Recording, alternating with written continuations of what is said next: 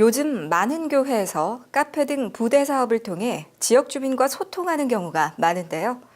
이웃을 섬긴다는 선한 목적을 가지고 시작했더라도 발생한 수익금에 대해서는 세금이 부과될 수 있습니다.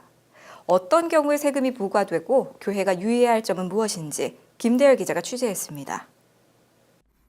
지난 2012년 강남구청은 미랄복지재단이 운영하는 미랄아트센터에서 수익 사업이 진행되고 있다며 세금 3억 4천여만 원을 부과했습니다. 강남구의 과세에 불복한 미랄복지재단은 재산세 부과 처분 취소 소송을 냈고 최근 1심에서 승소 판결을 받았습니다. 서울행정법원 행정사부는 음악당, 카페 등에서 매출이 발생하고 있다는 것만으로 수익 사업을 한다고 볼 수는 없다며 수익금이 특수학교 운영 등 재단의 고유 목적 사업에 사용됐다고 보는 것이 타당하다고 밝혔습니다. 이들 사업장은 장애 학생들의 직업 실습장으로 사용되고 있으며 이용료가 저렴해 돈을 벌기 위한 사업으로는 보기 어려웠기 때문입니다.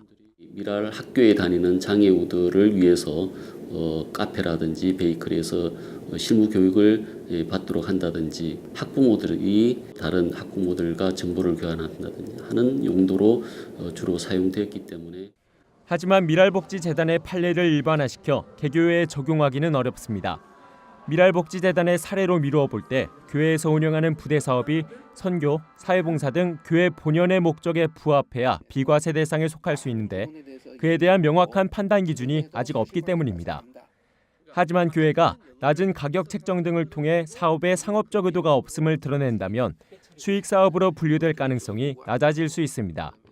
일도 하면서 경제적으로도 좀 회복하고 이런 복합적인 거로 가다가 보니까 바깥에서 볼 때는 이게 수익 사업으로 분류가 되게 되죠.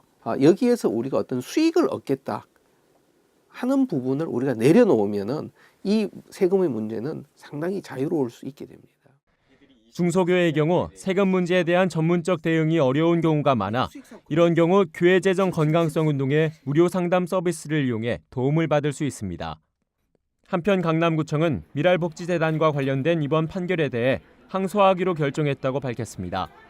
재단의 사업으로 억 단위의 수익금이 창출되고 있으며 모든 소득에는 세금이 부과돼야 한다는 원칙에 예외가 없다는 주장입니다. 빵을 많이 팔아도 몇 억씩 1년에 매출이 된다는 것은 대단한 거거든요. 어떤 그 대여료도 뭐 상당하고 이제 그런 것들에 대한 것을 저희가 수익 사업으로 본 거죠. 이게 법에 저촉되는 지방채권에 저촉되는 게 확실하다고 생각하는 겁니다. 이번 소송이 교회 사업의 수익성에 대한 오해에서 불거진 만큼 교회 스스로 부대 사업의 목적에 대해 되돌아보고 본연의 가치를 지키고자 노력하는 것이 과세 관련 논란을 예방하는 근본적인 해결책으로 지목되고 있습니다. CGN 투데이 김대열입니다.